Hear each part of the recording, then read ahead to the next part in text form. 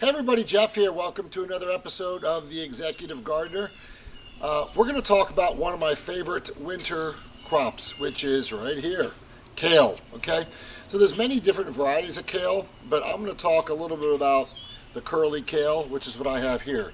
There's also dino kale, red Russian kale, Siberian kale, and a few other varieties. But I'm going to talk here about the curly kale, and largely because I'm going to talk about using kale in a salad, and I'll show you an example of how we used it in a salad. So this year, to be honest, I bought my kale from seedlings, so I didn't buy it from seeds, and I'm using my green stalk grow tower, which is growing in. So I'll talk about that in a second. But in this episode, I'm going to talk to you a little about, again, kale.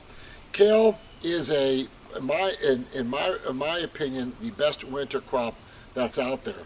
And it doesn't do well in summer, as most of you know, but it's a winter, fall, spring type of crop. So kale is from the cole, C-O-L-E, not cold, but cole family of vegetables, okay? In that same family, you have cauliflower, uh, broccoli, you have collards, and typically most of them are great winter or colder weather vegetables, but it's from the cole family of vegetables. Let me talk a little bit about the history of kale. So kale originated in the Mediterranean area in 1500s and before, and then in the 1600s it started to migrate as people started to move away from the Mediterranean area toward Britain and England and France. And as people in Britain came over in the 1600s to the United States, that's how people in the United States started to get kale. So that's a brief history about kale. One of the things that I love about kale is its nutrition. So kale is loaded with iron, calcium, potassium, vitamin A, and vitamin C. It's actually the most dense and the most nutrient vegetable that you can probably get. So let me give you an example. 1 cup of kale, cooked kale, has as much potassium as one banana. In addition, it has more vitamin C than an orange, 1 cup of cooked kale, and more calcium than 1 cup of milk. So if you're not eating kale, I'd encourage you to do so. It's very nutritious for all of our bodies.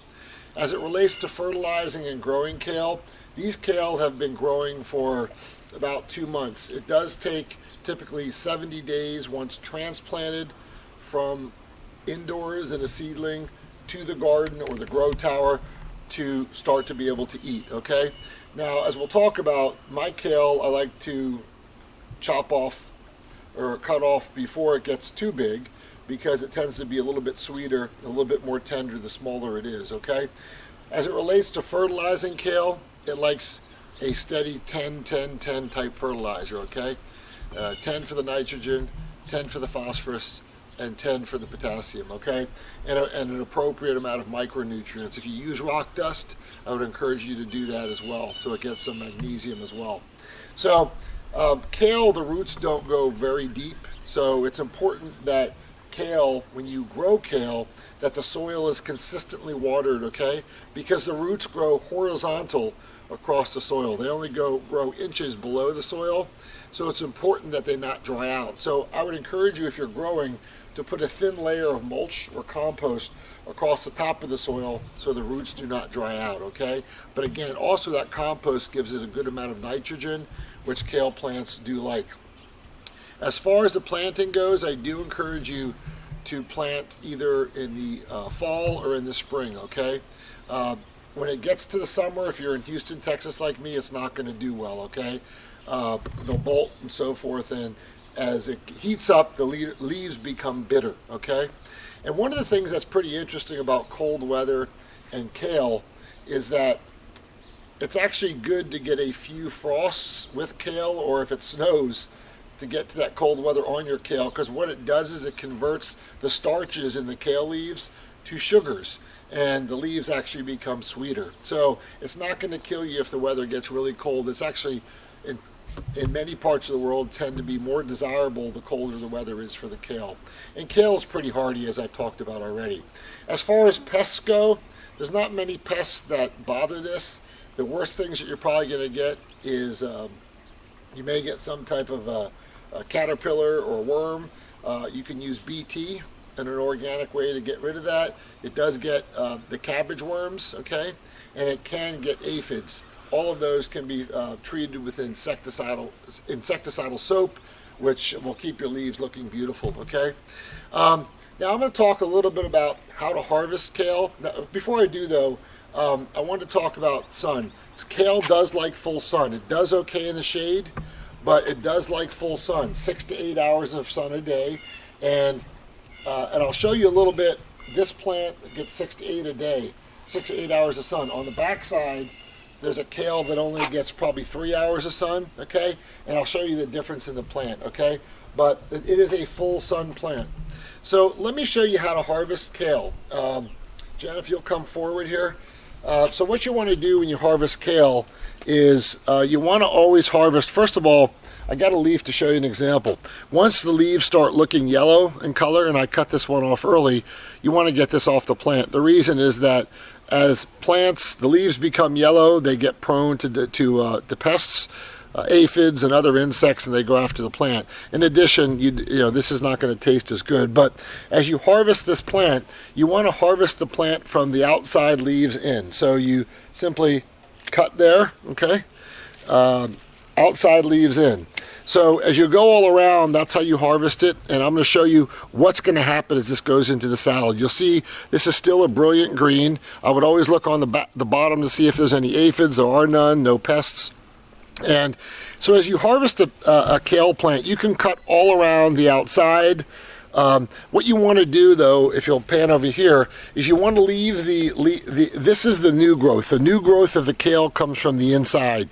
If you can leave at least 4 or 5 leaves on the inside and keep the stem intact while cutting out the outside leaves, kale will grow back, okay? But you have to leave at least 4 leaves in the stem intact. So that's what you do. It doesn't take much to make a great salad. I'll show you what that looks like. But Jenna, pan around this side, and I'll show you the impact I told you about only having 3 hours of sun. So you'll see the size of this plant, okay? This kale plant gets 3 hours. So it'll still grow. It won't get as big as one that gets 6 hours of sun, but sun does make a difference as it relates to kale. So if you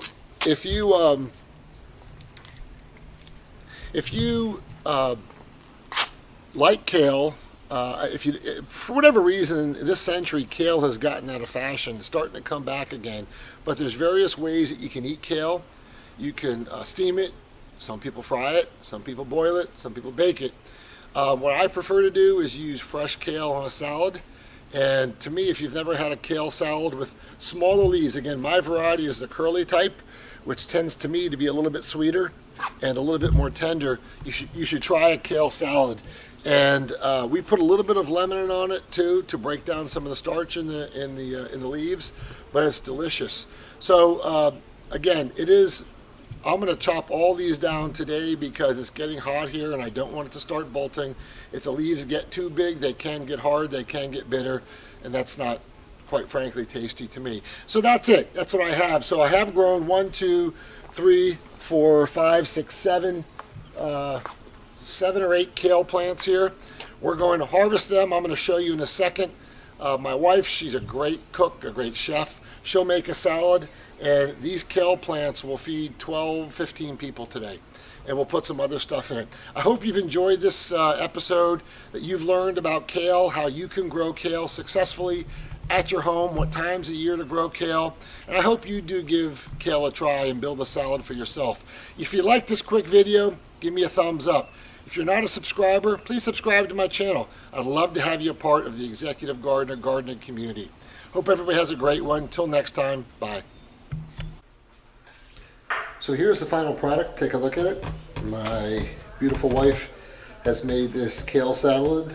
It included some radishes, cucumbers, pumpkin seeds, and Parmesan cheese sliced into it. So one of the things I was going to say before that I didn't say, but you should always take the stem off the leaf when you're creating a salad, so it's easier for people to chew. It's not as tough. So that's the final product of our kale salad. Hope you've enjoyed this episode.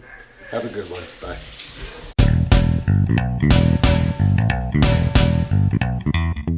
Bye.